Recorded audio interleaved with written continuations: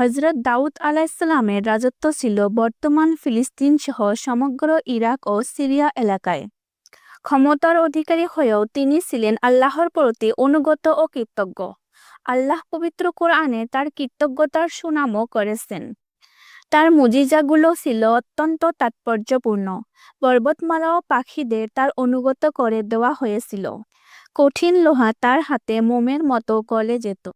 তিনি লোহাকে যেভাবে ইচ্ছা সেভাবে ব্যবহার করে নকশা গড়তে পারতেন। তৎকালীন যুগের অত্যাধুনিক বর্ম ইত্যাদি তিনি বানাতে পারতেন। পবিত্র কোরআনে তার সেই শৈল্পিক দক্ষতার কথা উল্লেখ করা হয়েছে। কোরআনে আছে, আর অবশ্যই আমি আমার পক্ষ থেকে দাউদের প্রতি অনুগ্রহ করেছিলাম। আমি আদেশ করলাম, হে পর্বতমালা, তোমরা তার সঙ্গে আমার পবিত্রতা ঘোষণা করো, এবং পাখিদেরও এ আদেশ দিয়েছিলাম। আর আমি তার জন্য লোহাকেও নরম করে দিয়েছিলাম, যাতে তুমি পূর্ণ মাপের বর্ণ তৈরি করতে পারো। কড়াগুলো সঠিকভাবে সংযুক্ত করো, আর তোমরা সৎকর্ম করো। তোমরা যা করো আমি তার প্রত্যক্ষদর্শী। সূরা সাবা আয়াত 10-11। হযরত দাউদ আলাইহিসসালাম তার দক্ষতাকে কাজে লাগিয়েই উপার্জন করতেন। নিজের উপার্জনের টাকায় তিনি জীবিকা নির্বাহ করতেন। রাষ্ট্রীয় কোষাগার থেকে নিজের ভরণ পোষণের জন্য কিছুই নিতেন না, যদিও রাষ্ট্রীয় দায়িত্ব পালনের বিনিময়ে নেওয়া অবৈধ নয়। নবীজি সাল্লাল্লাহু আলাইহি ওয়াসাল্লাম সাহাবায়ে কেরামের কাছে তার এই গুণের সুনাম করেছেন।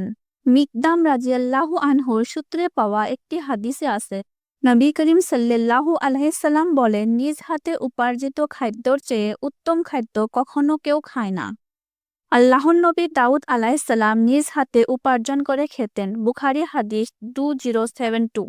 আল্লাহ হযরত দাউদ আলাইহিস সালামের প্রতি তার অনুগ্রহের কথা উল্লেখ করে কোরআনে আছে, আমি দাউদের প্রতি আমার পক্ষ থেকে অনুগ্রহ প্রদান করেছিলাম, এই মর্মে যে, হে পর্বতমালা, তোমরা দাউদের সঙ্গে আমার পবিত্রতা ও মহিমা ঘোষণা করো, এবং একই নির্দেশ দিয়েছিলাম পাখিদেরও।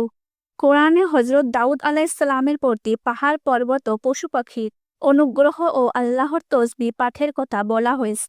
কোরআনে আছে, আর আমি সুলাইমানকে এ বিষয়ের মীমাংসা জানিয়ে দিয়েছিলাম, এবং তাদের প্রত্যেককে আমি হিকমত ও জ্ঞান দিয়েছিলাম।